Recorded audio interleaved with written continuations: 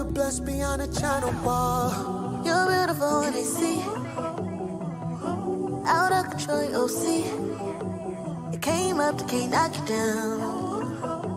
You an ego and you're so now. I see you, yeah.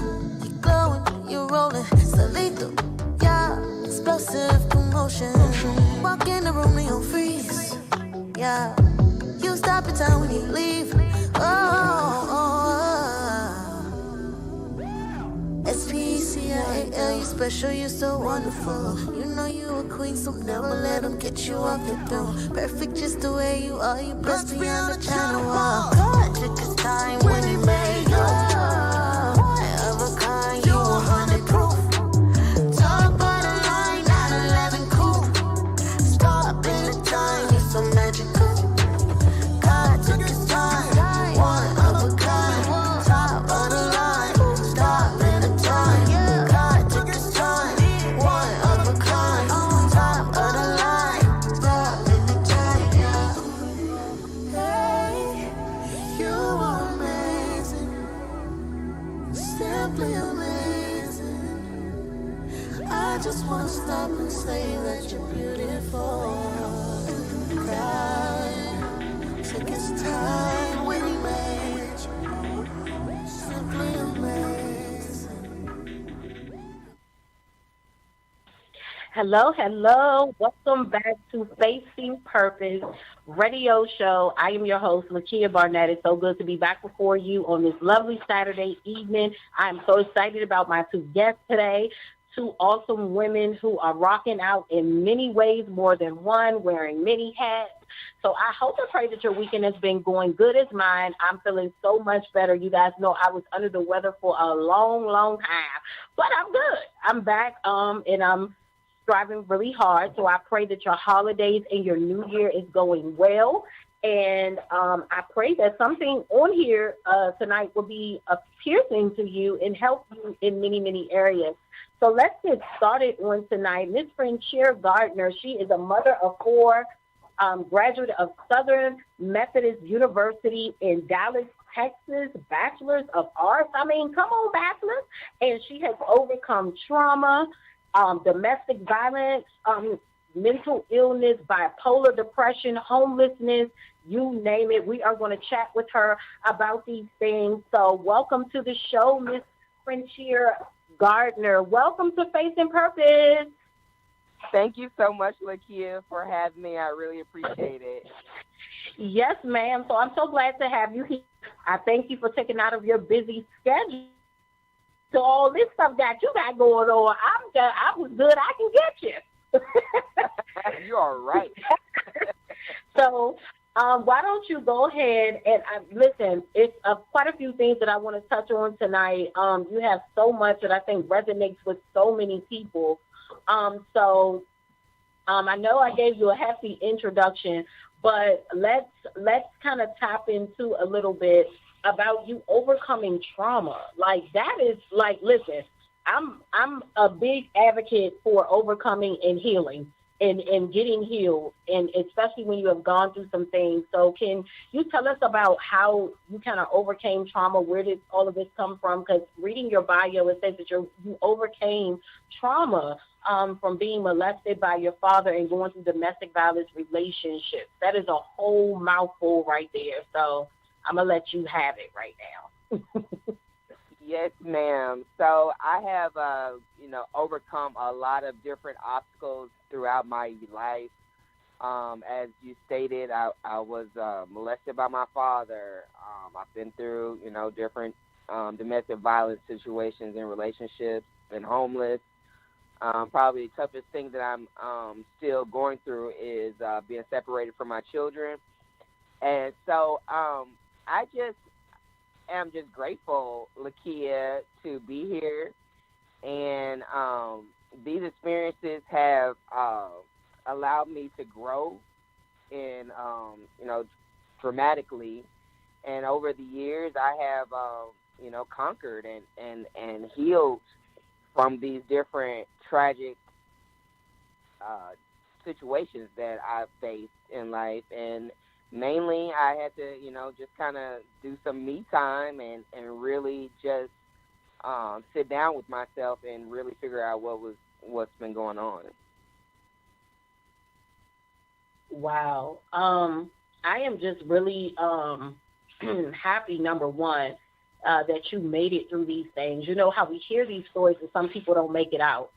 And you are one of the voices that have made it out. And I'm a true believer that whatever you are stamped to go through, it really has purpose for you somewhere. And I do believe that you go through things not only just for you, but to go and get the people out that is needed and that is called to you. So that's kind of what I hear when I'm talking to you. But you are an overcomer by far. The things that you've said that you have gone through, that is really, really inspiring. So tell me about how you started, with your book. Where did that come from? How was that birthed? So in 2019, I had a dream, and in the dream I was talking to one of my peers, Tori Russell. He's an activist, and he was telling me in the dream that I had not done enough to make my children aware that I still love them and that I'm still thinking about them. And so I woke up from that dream, Lakia, and I wrote the book. I sat down and I wrote the book in one setting, and then I also published it on CreateSpace on Amazon. And because I knew that if I had sat down with that information for too long, I would not have published it. So I did that in June of 2019. And then I had my girlfriend, Del Chambers, to illustrate the book for me. And then I published the second edition of Mommy and Daddy, Do You Still Love Me Anymore? I published that this past summer in July as a paperback and as a Kindle book. Wow. So that's interesting. You know, I'm a firm believer. I dream a lot. I've been a dreamer since I was very, very young. And I'm a firm believer that is one of the ways that God will speak to you. And especially if that's how you're wired. So you remind me of the greats that I've read about that, one of the things on how they ended up launching into what they launched into or how they invented what they invented, it came through a dream. So I think that hits home perfectly. So talk to me also. I read about one of your paintings. Was it the first bloom that was selected for London's No Name Gallery April 2021 issue? Talk to me about those things. Yes. So I've been painting. I took a class, and I started learning to do some acrylic painting, and I just do that kind of for fun. It helps me to relax, so I do that. And so I submitted my painting, First Bloom, which was a painting that I did kind of in memorialization of this flower. I had bought this flower, and it had finally bloomed. It was a beautiful purple little spring flower, and it had finally bloomed. And so I painted a painting to show how it had bloomed, and I thought it was so pretty. It was purple. It's my favorite color. So I got all excited. So I painted this painting of the flower.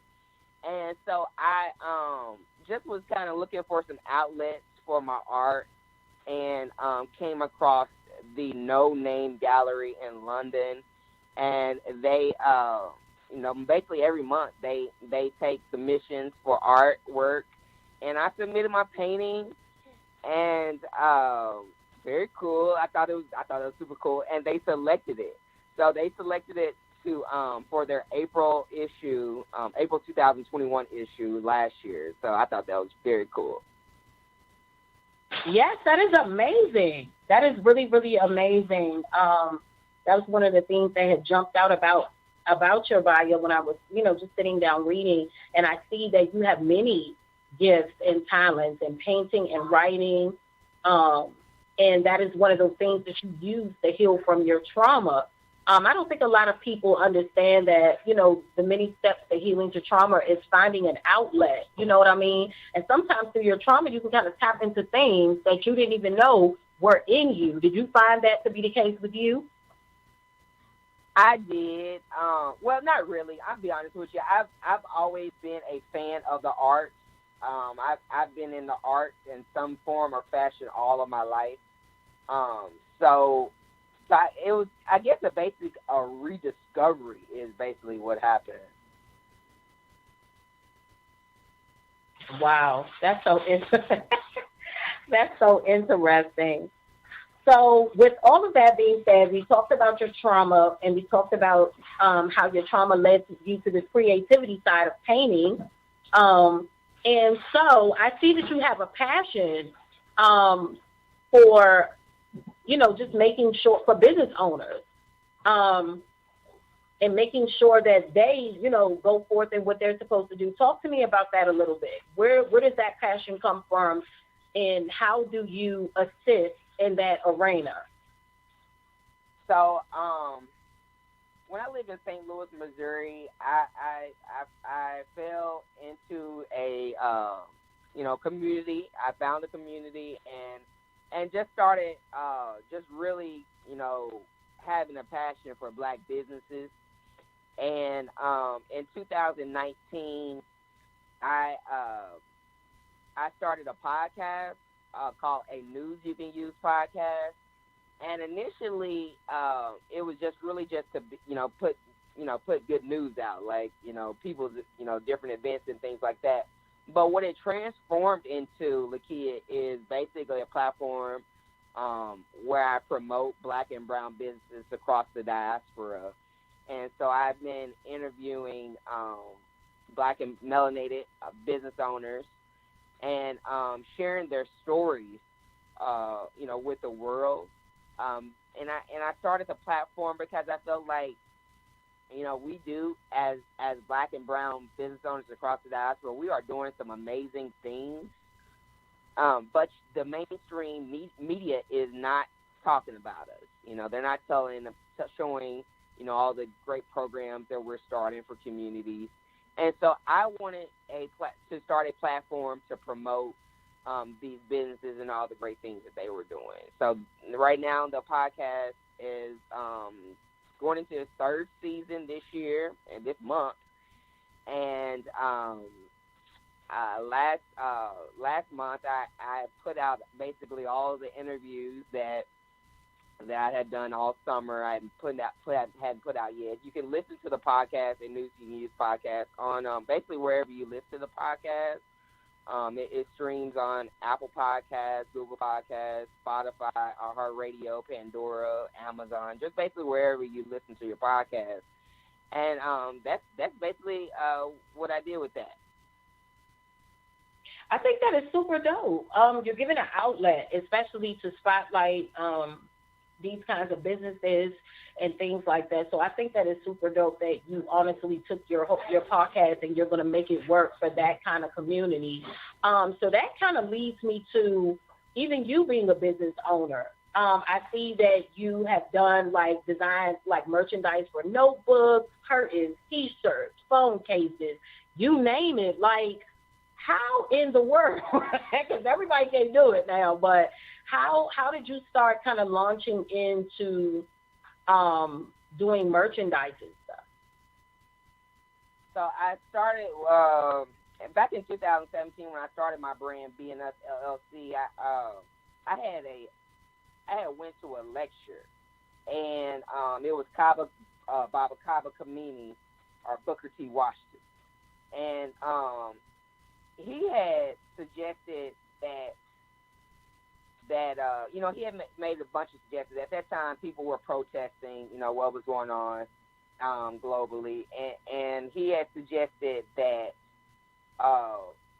people started march to a black store, and everybody pledged to spend $25. So I thought that was a great idea, and I actually did it.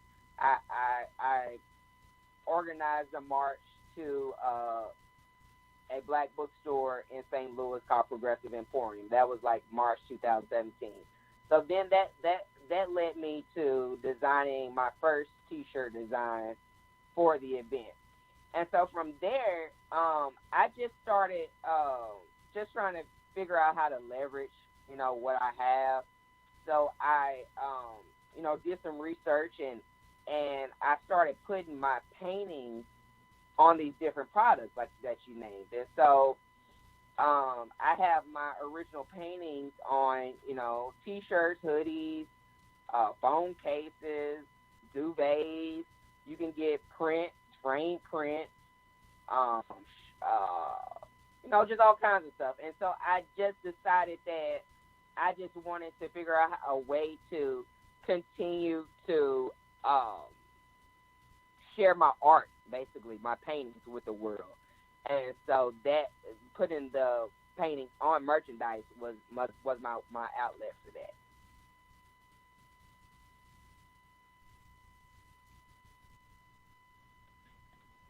Yes, so that is so great. I love how creative you are, and I love the different Yeah. avenues that you tap down. And I love just how you allowed your creativity to just open one door and open another door and go down another lane and go down another lane. So how important is that for people to really tap in and understand the gifts that they already have? You ever heard of saying that don't recreate the wheel if you don't have to? I think a lot of people they stress a lot, but God has really given us all gifts that can really allow us to do what you did, like merchandise or whatever it is that they may be called to do. How important do you think that is that people really tap into their creativity? Because that may even lead them into their wealthy place or making, extra streams of income, especially with the economy going the way it is. You notice in pandemic, a lot of people launched off and started their own businesses. You know what I mean? So how important is that to you, to really encourage people to use the gifts and the talents that are already in them to really launch them and make room for them as far as adding on residual income or whatever? How important is that to you that people understand that? I think it's very important, Lakia. I just kind of I'm grateful that, I'm given a vision, and I can say probably everybody does not have a vision. I really wanted to, my whole thing is to have, at least 7 streams of income. So I'm always looking for ways to expand myself out to have those at least 7 streams of income. And so I think what it is that you have to tap into what you love. That's really what happened with me. I tapped into my passion. My passion is art, the art, and creating. And so that's what I think is important for people to do is just tap into what it is that they're passionate about. And when you're able to find that, you can figure out what kinds of things that you can create or figure out so that you can continue to build and to brand. Um, that's what was mostly important to me, to have those different forms of income. And so I'm under the premise of just doing it. I don't go through all of the routes of researching and things I should do, I'm sure. But I just put those ideas out there, Lakia, because I just know myself. Like, if I don't put my ideas out there, then I'm probably not going to do it. I'm going to probably procrastinate. So that's to me, what it's about. Just putting out those ideas out there as they come to you and seeing how you can make it better, and really create something beautiful for others. I agree with you. It's just like instantly with you, I feel like you took risks that some people would never take. because they're so fearful of what people are going to think, how are people going to do this. And with you, I just see you just being a risk taker. Like, look, I'm just about to do this thing because if I don't do it, I probably will never do it. You know, that's kind of how it looks at, and that's kind of like how I am, you know, too as well. So what are some tips that you can give to um, people who are starting out in entrepreneurship? What are like 2 tips that you can give them to kind of help them? Like I have tied to a lot of entrepreneurs that listen in, and I'm sure there are so many that want to birth out something and really don't know where to start. So what are your 2 tips to them tonight? My two tips are really focus on what you're passionate about. You know, do the things that you're willing to, that you will do, even if you're not paid.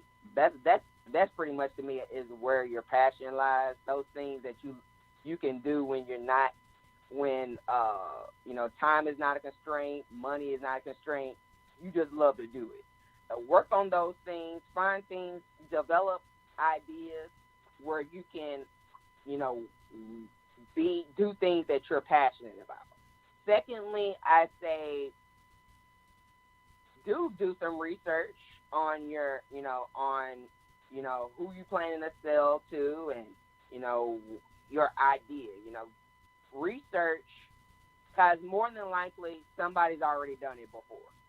So you don't have to reinvent the wheel. You know, you can work with something that somebody has already tried already. I also would say reach out to people who are in the industry that you are considering starting a business in. Reach out to people who are doing similar things or the same things, and contact them and see how either y'all can work together or how you can get some ideas on your own thing. Okay, so I love that. I love that. I definitely agree with you in many more ways than one. That you just gotta start. You just have to start. And sometimes, like you said, it's just a very passion. Whatever you can wake up and see yourself doing every day without consciously thinking about it. You know, those are, you know, many different avenues that you can expand on to launch into. Now, because you're an author, you know, there are so many people that have books. I mean, in the last year, I think I've talked to over 50-something people that are like ready to write books and don't know how. What is your strategy when it comes to these authors being birthed and how they should start? Ask that again. I'm sorry. As far as the authors, we have a lot of people who have things like diaries and journals and things that they want to publish and don't know how. What is 2 of your tips for upcoming authors? Oh, okay. For authors, I would say I think it's about getting organized. You know, you definitely write down all of your ideas and get yourself organized first. I have learned from my experience that you know, doing outlines, you know, to organize your thoughts, that helps a lot in preparation and writing a book. Get you somebody, a good friend. If you don't have the funds, get you a good friend that will edit and proofread your book for you, because, you know, you might miss. More than likely, you're going to miss your own errors. So definitely pay somebody or get a good friend to edit your book, your manuscript for you. And so I wrote a children's book. So I got with a lady named Cassandra with Uzuri Designs, and she's the one that formatted the book to get it ready for print and upload it to Amazon. And so I would say do some research, you know, depending on what kind of book you have. Like now that I've done it, I would say Amazon isn't the only place that you can do your self-publishing with. I'm also now that I've gone through the experience, I'm looking at Ingram Books or Ingram Spark or something like that. So consider your publishing options before you start writing, so that you can know which avenue to take. Now after I publish a book, now I understand that Ingram works with a lot of bookstores and libraries, and so having your book self-published with them, then you get a lot of distribution opportunities that you might not have with Amazon. So that's something I definitely learned from the experience.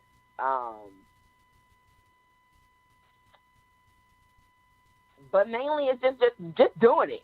I think a lot of times we put too much pressure on ourselves, and as long as you can get a good manuscript without any errors and grammar errors, you're pretty good. That you are you working with a good start. And so with that, you can publish your book. It's pretty easy.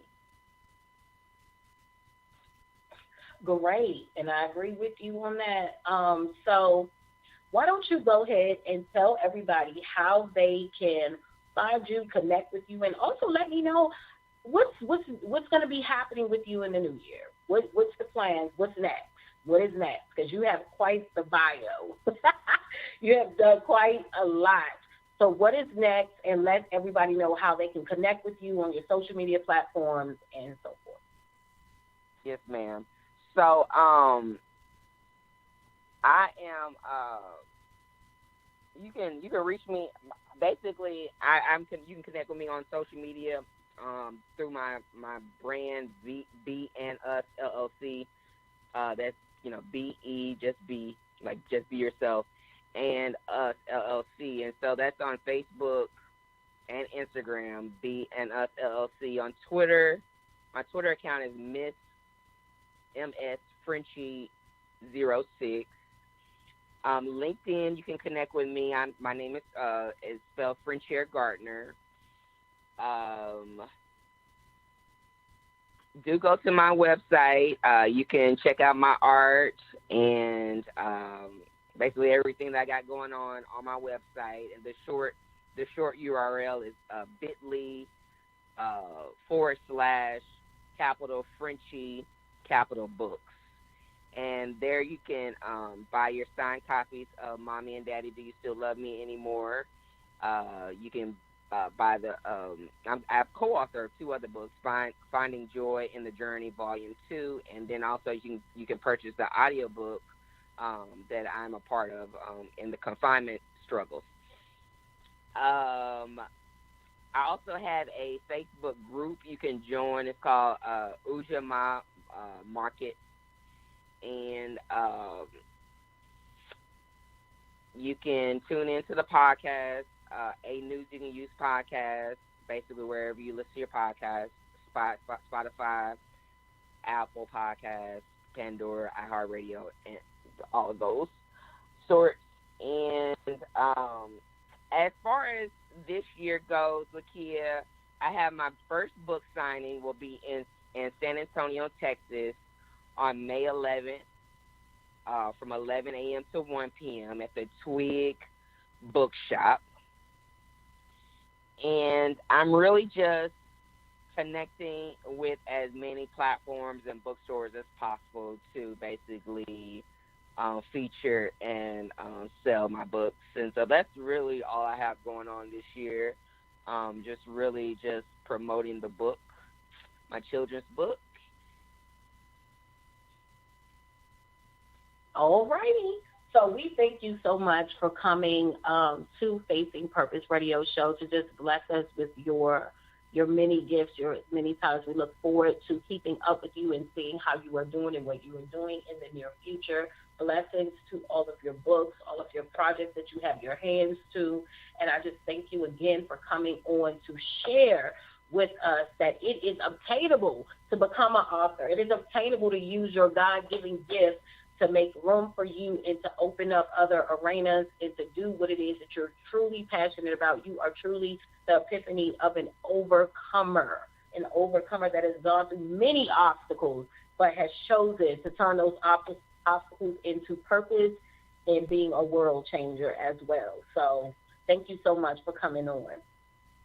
Thank you so much for having me, Lakia. It's been an honor. I really appreciate it. Thank you so much. So you guys, next up, let's just go ahead and take a quick break, and we will be coming back with our next guest, Miss Tangelia Terrell, y'all, coming up next.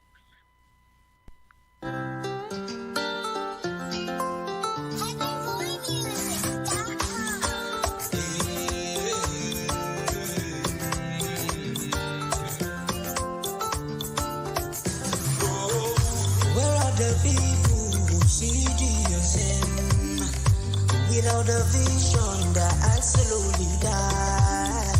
Where are the people with heart full of calling? People with passion to reach the unreach. Oh, where are the pillars of faith? Spirit-filled preachers and prophets that pray. Where are the lighters who stands on the faith? People directed to go back and live. Yes, I know it, I will show it, oh yeah, oh yeah. I'm the one who will love God. Yes, I know it, I will show it, oh yeah, oh yeah. Well, I don't people who see the sin. Without the vision, their eyes slowly dies. Well, I the faithful with heart full of courage. People with passion to reach the unreached. Oh, where are the pillars of faith? The spirit-filled preachers and prophets are praying.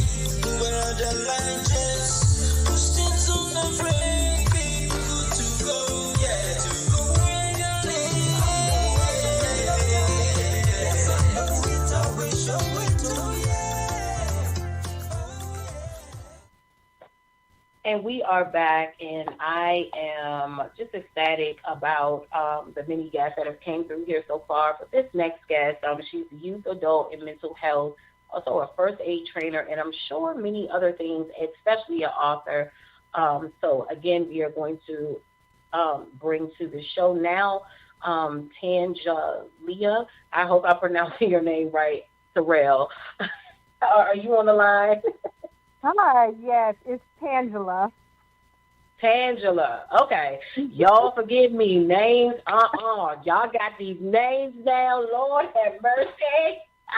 Tangela. It's okay. Beautiful. Beautiful, though. It is such a beautiful name. Does it have a meaning to it? It means angel of God. See, I knew it. I was like, this name got to have a meaning to it. I knew it. But welcome to Facing Purpose. I'm so glad that you took out your precious time to come be with us and talk about the great things that you are doing. So why don't you go ahead and introduce yourself to everyone. Thank you so very much for having me on your show tonight. I am Tangelia Terrell, better known in the virtual world as Dr. Worth It. I own Worth It Mental Health Wellness, LLC, which is a company which teaches mental health first aid, which helps people, especially teachers. I work primarily with teachers because I'm a teacher myself. Teaching teachers how to identify signs and symptoms of mental illness in children. I'm also certified in adult mental health first aid as well. As I said, I am a teacher. I've been a teacher for about 24 years now. I teach in Prince George's County Public Schools in the state of Maryland. And I just released my book last summer called She's Dead. And there is a silent pause right there. Wait a minute. Okay. Now, you gave us a lot right there, which I am not surprised, okay? So let's back up. How did this book get birthed out, and where did this name come from? Like, what in the world? I just got stuck. Well, actually, my husband has been telling me since we were dating 24 years ago that I needed to write a book about my life. This book is a book that it's a memoir, but it's also a handbook to help you to identify some of the signs and symptoms of mental illness that I was exhibiting as a child, but no one identified. So as I became a mental health first aid trainer in 2017, I started to notice, wait a minute, that sounds like me. Wait a minute, that sounds like me too. And I didn't really say anything, but I did notice that there were certain things that I could identify with when I was a child. So the big overarching idea of this book is my mother passed away when I was 2 years old, and I would always ask my daddy, when is mama coming home? And I guess he just got irritated with me because, number one, he was also an abusive parent, but he would scream at me and he would say, she's dead, she's gone, stop asking. Well, to a 2-3-year-old, what does she's gone mean? It means she left. So when I heard that, all I could think of was perhaps she went to the store and she couldn't find her way home. So as I got older, I started to identify with having a spirit of neglect and abandonment. And I lived a life of feeling unloved and unworthy of love. And the name Dr. Worth It really came from the idea that I'm going to speak positivity into my life. I'm going to speak wholeness into my life. Instead of the spirit of worthlessness, I'm going to speak words of affirmations to myself so that I know that I am worth it. So, and that's why I named my company that. The other thing is that in 2019, my sister and my brother passed away within 8 months of each other, and I also lost my house by fire. So those three traumas created, it was like a storm, because I went into a deep depression. I was diagnosed with depression, PTSD, and an anxiety disorder that year.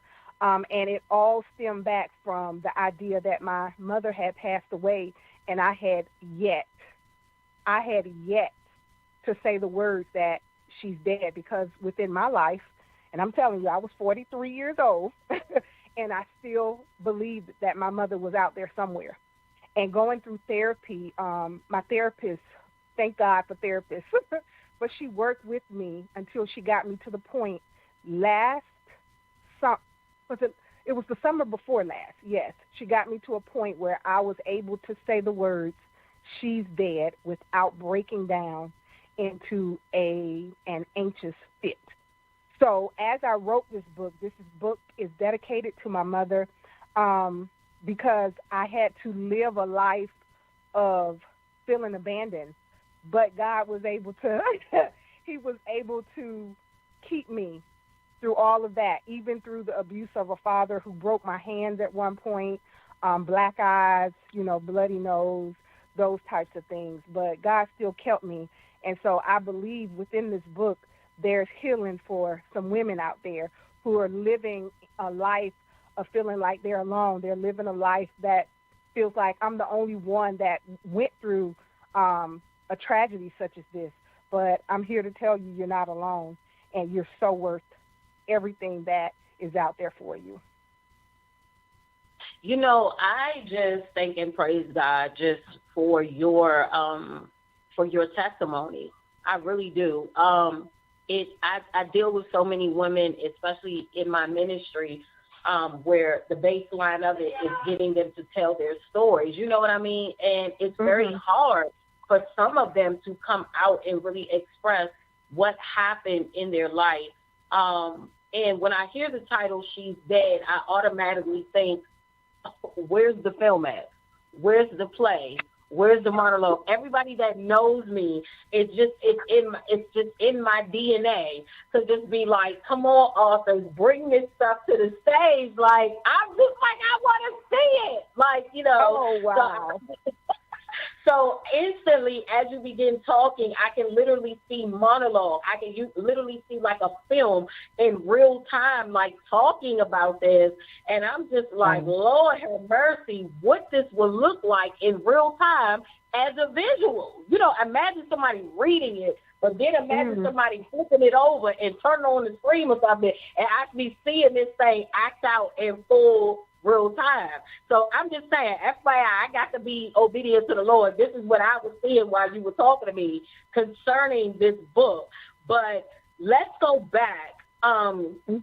What would you say would be some symptoms of mental illness? Because listen, I'm going to tell you something. Mental illness is real. A lot of people don't know what the signs are, but I think this is one of the things that if we really put this before people's ears, because it not only happens in adults, it happens in children as well.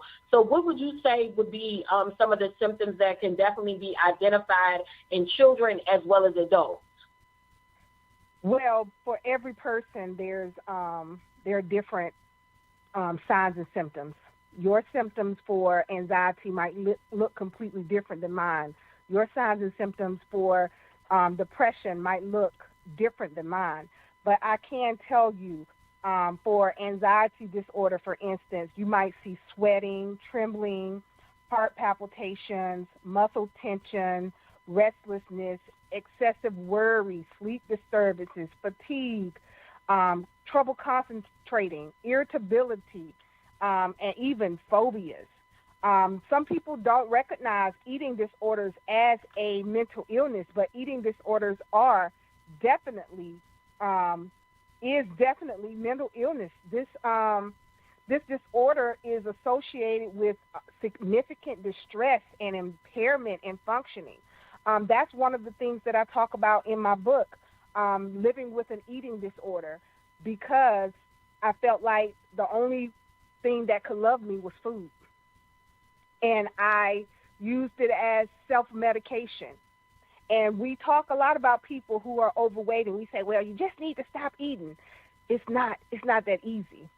It's not that easy, especially when you understand that most people who are overweight or obese, a lot of times they are suffering from a mental illness. The food is what they use to self-soothe themselves. And that's what I did. Every time I thought of my mama and I wanted my mama, I ate. As a baby, I think my sister told me, she said, that's what my daddy would do. When I would cry for mama, he would scream at me, but then he would go get me ice cream. He'd go get me cake. He would feed me so that I could stop crying. There's personality disorders. There's some things that happen to us that are because of our genes, because of our environment. There's so many different ones. One of the things that I did as well was I pulled out my hair. Okay, it's called trichotillomania. And I didn't even recognize that that was a mental illness until, like I said, I started teaching mental health first aid, and I realized, wait a minute, I remember having a big bald spot in the top of my head and covering it up with my hair. I would pull it out from the root. I would pull my eyebrows out, and I would pull my hair out. Increasing sense of tension before I was pulling. And then once I pulled it out, it felt like all the tension within me was released. You also see children who cut themselves, who self-harm themselves. And we think of cutting as the only one, but we can also put eating disorders under there. That's self-harm. Bulimia, anorexia, all of those things are disorders that are mental illnesses. So there's so many out there, some that you wouldn't even recognize as a mental disorder, but they're out there, and our children are suffering. Absolutely, I agree. This generation here, as you were talking, I was just really thinking about how many parents that may have children that are doing these things that you have said, or not even that, just the adults. And I'm so glad that you said therapist, because people act like that is a word like of shame. And I'm just like, please, I'm going to need y'all to stop thinking that this is a word of shame. If you need a therapist, please, by all means, go. Like, you know, because some of us have came up and said, oh, no, we deal with our own problems, but you may not be able to deal with this. You might need to take this to a professional. And I just, you know, again, I'm just so thankful for advocates like yourself and many others that keep speaking about these things so that people can get educated behind it. And then when they see the signs and the symptoms, they can do something about it. So that leads me to you becoming a keynote speaker to really focus on mental health and things like that. So how did you kind of get into the keynote speaking? Well, it came after I started teaching mental health first aid, because the great thing about my ability to do this training is I'm able to identify with people who are experiencing the same signs and symptoms that I experienced. So as I train, I always, you know, tell stories about my life. I'm open to share because I believe that God took me through that in order that I can share. I don't keep it to myself. Yes, sometimes I still cry, but that's okay. You know, crying is release. And I'm so happy that I'm able to help someone else and I'm able to share. And as I continue to share during these trainings, I'll get a call back and say, Tangela, can you come to my church and speak? Tangela, can you be on this platform and speak about your experience? So, yes, I certainly can, and that is really the big reason and the way I became a keynote speaker. That is beautiful. You know, how God really turns our tears to our purpose, because we always ask the question, why do we go through this? And I always tell people, listen, that process of yours that you go through, if you can make it through the process, you're going to see why you had to endure what you had to endure. And I just love that your story goes from one point to the next, and it just blossoms out like a flower, and it gives people hope, you know, that are listening. So many people have given up hope. So many people are ready to end it all because they feel that they cannot endure their process anymore. You understand what I'm saying? So I thank you for being a voice and an advocate for these things. So what's next for you? What is next for you? This is 2022. We are out of 2021. And what is next for you? What can we expect to hear from you this year?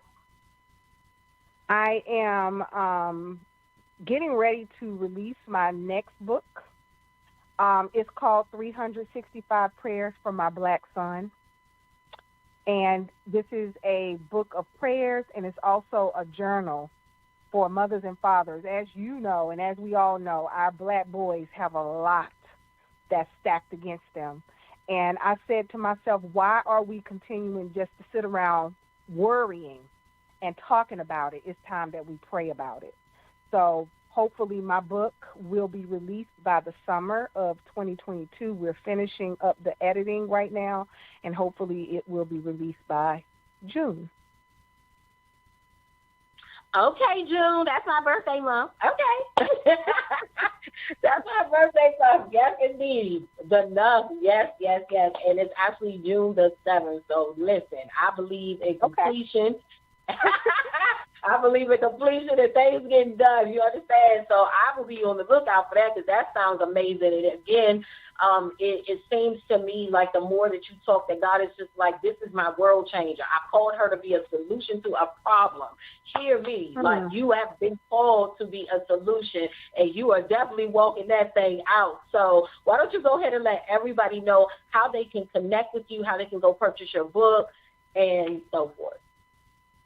Thank you so much. And I do want to say, I remember being a little girl as going through life's challenges, and I would sing the song, Master, Can You Use Me? And I'm so glad that he's able to use me. Even in my mess, he's able to use me. In my flaws, he's able to use me. So thank you so much for having this platform for people such as myself to be able to share. You can find me on Facebook at Dr. Worth It, Mental Health Tidbits, and doctor is spelled D-O-C-T-A, Dr. Worth It, mental health tidbits. On Twitter, you can find me at Dr. Worth It. IG, you can find me at Dr. Worth It 20. And my website is worthitmhfa.com. Feel free to send me an email at tangela.terrell@zohomail.com. Again, that's TANGELIA.TERRELL at Zoho, ZOHO, mail.com. You can order my book on Amazon. She's Dead. Lord have mercy. Well, thank you so much, Tangela. Dr. Worth It. I appreciate you coming here. You are well worth it. Your whole story is awesome. It is off the chain. Y'all make sure that y'all go purchase her book, go follow her and see what she is doing. We have both of you women that came on tonight, even Miss Friend Chair. I am appreciative of what you guys do. You guys are definitely making your mark in the earth. So you guys keep doing what you're doing. And thank you so much for coming to bless Facing Purpose with your story and your triumph and what God is doing with you even the more. Okay? And I want to see this book. Listen, monologue, something. We got to get this to happen. Oh my gosh, you sound like my husband. You sound like my husband. He keeps telling me, send that to Tyler Perry. And here's the thing, and I'm gonna help you out real quick. I'm about to drop this gem on you. Listen, there are others out here, and I'm talking to everybody that's an author that's listening with your good ears. There is someone in the earth closer than you know that can handle your project, and it doesn't necessarily have to be Tyler Perry. Mm-hmm. Y'all better hear me when I'm saying this. He has birthed out many that do not have big followings, but has the anointing and the capability to do what is needed to be done in entertainment or media, whatever you want to call it, to birth out what needs to be done concerning you all and changing it in from book to film to monologue to whatever. So don't y'all get stuck with Mr. Tyler Perry now, because God has birthed out some other folks that's a little bit more closer, and their anointing is a little bit more authentic. No shade to them, because I love them, but I'm just telling the truth.